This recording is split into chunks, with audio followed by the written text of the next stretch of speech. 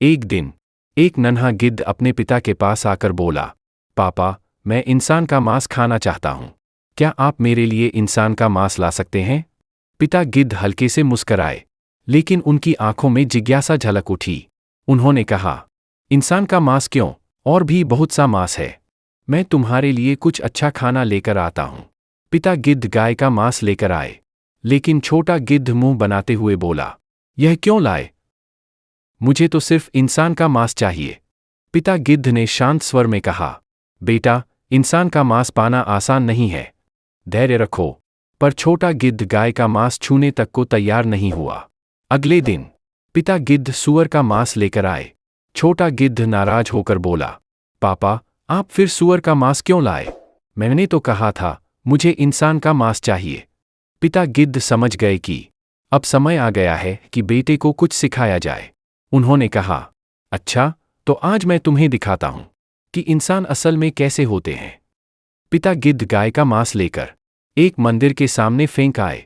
कुछ ही समय में मंदिर के भक्त गुस्से से आग बबूला हो गए। वे बोले, यह हमारी आस्था का अपमान है, हम इसे सहन नहीं करेंगे। इसके बाद पिता गिद्ध सूअर का मांस एक मस्जिद के सामने फेंक आए। इस बार मस्जिद के लोग उत्तेजित होकर बोले, हमारे धर्म का अपमान हुआ है, हम इसका बदला लेंगे। देखते ही देखते दोनों पक्षों में झगड़ा शुरू हो गया। बात कहासुनी से बढ़कर मारपीट तक पहुंच गई।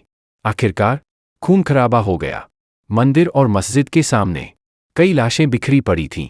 चारों तरफ खून ही खून था। पिता गिद्ध ने बेटे से कहा, अब चलो हम अपना खाना इकट्ठा करते हैं। छोटा गिद्ध चकित होकर देखने लगा। उसने देखा हर जगह खून से लथपथ लाशें पड़ी हैं। पिता बोले, यही है इंसान का मांस, अब खाओ। छोटे गिद्ध ने खाना शुरू कर दिया, लेकिन उसके मन में सवाल उठने लगे। उसने पूछा, पापा, इंसानों का मांस इस तरह क्यों मिला? ये तो भगवान की सबसे श्रेष्ठ रचना है, फिर ये खुद को क्यों मारते हैं? पिता गिद्ध ने गहरी नजरों से उसे देखा और कहा, तुम सही कहते हो, इंसान भगवान की सबसे श्रेष्ठ रचना है, लेकिन उनमें एक बड़ी कमजोरी है, वे धर्म, जाति और आस्था के नाम पर बंटे हुए हैं। इसी विभाजन की वजह से वे खुद को नष्ट कर लेते हैं। छोटे गिद्ध ने पूछा, तो क्या इंसान कभी एक साथ नहीं रह सकता? पिता गिद्ध ने लंबी सांस लेते हुए कहा, कुछ लोग इस विभाजन को खत्म करने की कोशिश करते हैं, लेकिन कई लोग अपने स्वार्थ के लिए इसे और बढ़ाते हैं। हम गिद्ध हैं, मुर्दा खाते हैं, लेकिन इंसान जीवित रहते हुए ही खुद को खत्म कर लेता है। इसलिए उनका मांस हमारे लिए इतना आसान हो जाता है। छोटा गिद्ध चुप हो गया।